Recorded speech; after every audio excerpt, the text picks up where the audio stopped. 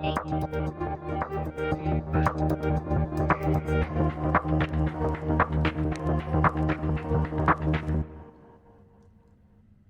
everyone, it's technology expert Burton Kelso here with another tech tip to help you get the most out of the technology in your life.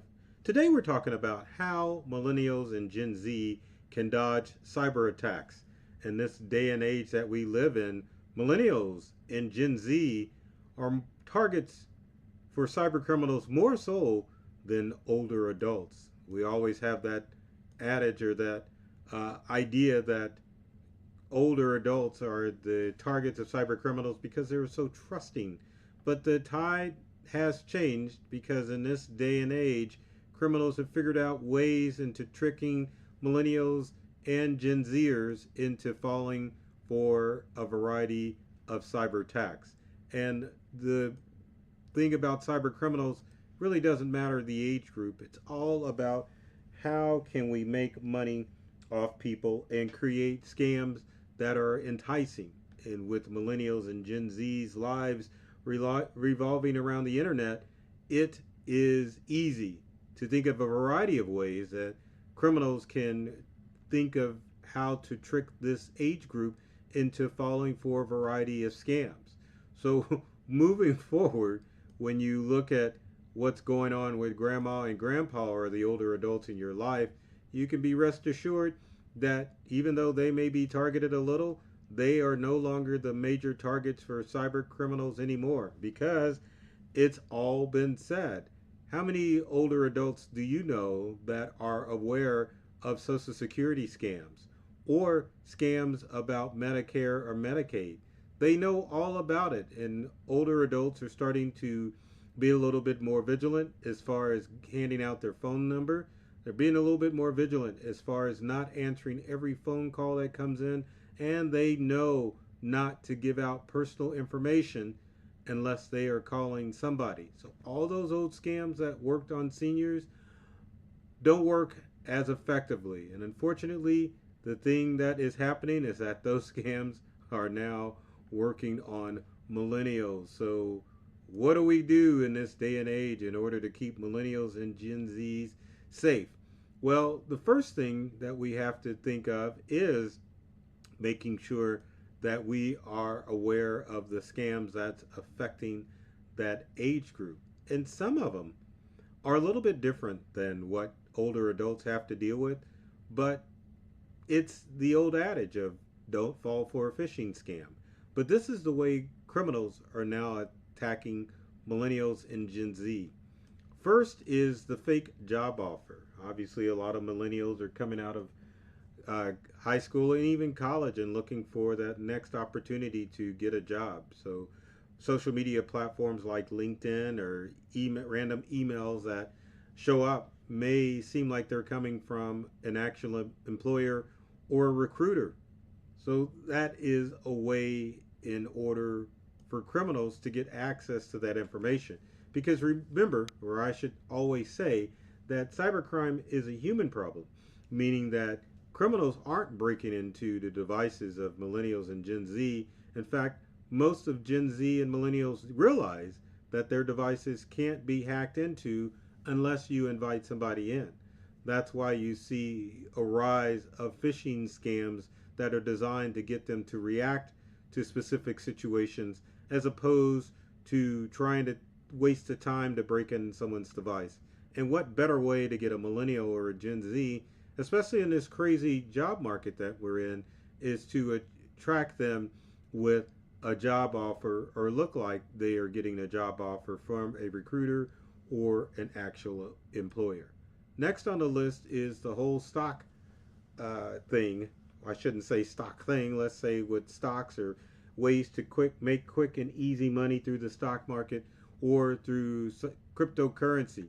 Millennials are and Gen Zers are always wanting to be cutting edge when it comes to making money. So any app such as, I won't say Robinhood or any other app out there can send out a bogus message saying that there's a way that they can improve their finances, and that's the world that we live in of quick finances. So it's easy for a millennial to get a message, whether it be text message or email message, about ways to get involved in cryptocurrency.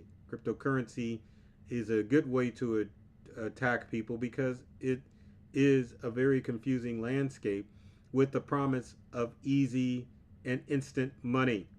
So criminals are using that to their advantage to get a hold of millennials and try to get their important information.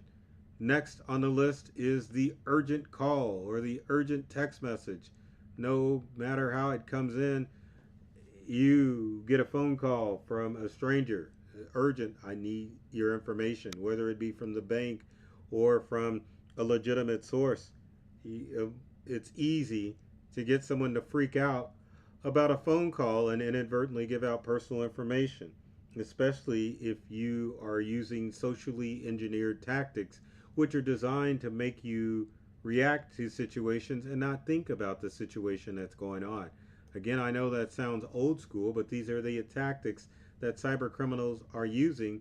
They're just going for a younger demographic because most millennials and Gen Zers aren't aware or haven't had to deal with these sort of cyber attacks. It's mainly grandma and grandpa that's had to deal with these types of cyber attacks. Another scam that has affected all age groups, including older adults, is the romance scam. Tinder swindler, you name it, it can definitely happen to millennials and Gen Zs. With online dating, it's always a situation where a millennial can meet somebody online and strike up a romance. Romance online is a tricky thing because, yes, it's the quick and easy way to connect with somebody, but at the same time, unless you do your due diligence and find out if that person is a real person, with the help of AI and other technology tools, you can create an online persona of someone that can trick a millennial or a Gen Zer out of giving personal information like bank information or other intimate details. So you've got to be aware of who you're talking to online to make sure that you are staying safe and secure. Now let's talk about how to prevent this from happening. So there are some basic tips that you can follow in order to make sure that you are staying safe, or that millennial or Gen Zer in your life is staying safe from the cyber threats that are out there, or like the title of the video says, how to dodge them. Again, number one tip is to understand that cybercrime is a human problem, meaning that as long as you're not clicking on links and emails or giving out your personal information, you're going to stay safe from a lot of those cyber threats out there. So make sure that you are cautious to what you're responding to when it comes to a lot of these cyber threats that are going on. Also, you need to make sure that you're utilizing password managers and enabling two-factor authentication on your online accounts. Password managers are great because most millennials, even older adults, like using the same password for your online account. You need to make sure that you are using different passwords for your online accounts, and every online account that you're utilizing, make sure that you are enabling two-factor authentication to ensure if a criminal does figure out your password or passphrase, then you will get an alert letting you know that there's unauthorized use going into your online account. Next is to make sure that you are monitoring your accounts for strange behavior. If there's strange behavior in financial accounts, email accounts, make sure that you log out of that account and set up a new passphrase or a password to make sure criminals don't have access to your personal information. When it comes to email, yes, you might be tempted to use it as your online filing cabinet, but don't keep sensitive information in emails. Make sure that you store that offline or on a cloud-based account where criminals can't quickly get access to that information. Number three is to build your human firewall. That means that you know how to read a phishing scam, or you know that random text message that comes out of the blue, you really shouldn't respond. Or if you get an urgent phone call from someone asking you or trying to record your voice, or you get an AI call, that you understand that if it's a stranger, you really don't want to talk to them because of AI technology. Someone can easily clone your voice. Same thing with if you get a call from a family member, make sure you set up a password verification system with your family members. So if you get an odd call, you can ask what the password is to ensure that that family member is who they say they are, and that you're not getting tricked by a criminal. Other things that you can do to make sure that you are staying safe and secure from criminals is not the old, well, don't use public Wi-Fi. Just use common sense. Just understand that criminals are targeting everybody, and you need to make sure that you are doing everything you can in your power to ensure that criminals aren't getting access to your information. So with that said, if you're a millennial or Gen Zer, beware. Criminals are after you and they want your information. So do what you can in order to keep yourself safe. And for the love of God, use some common sense. Jeez. Now with so if you got comments or questions, leave in the comment section below. Also, if you want to stay tuned to more tips and tricks like this video, be sure to comment, like, and share this video so that people that you know that struggle with technology can stay safe and secure. Now, my goal with every video is to create, not to create, but to help people open themselves up to a whole new world of ideas and experiences when it comes to their technology.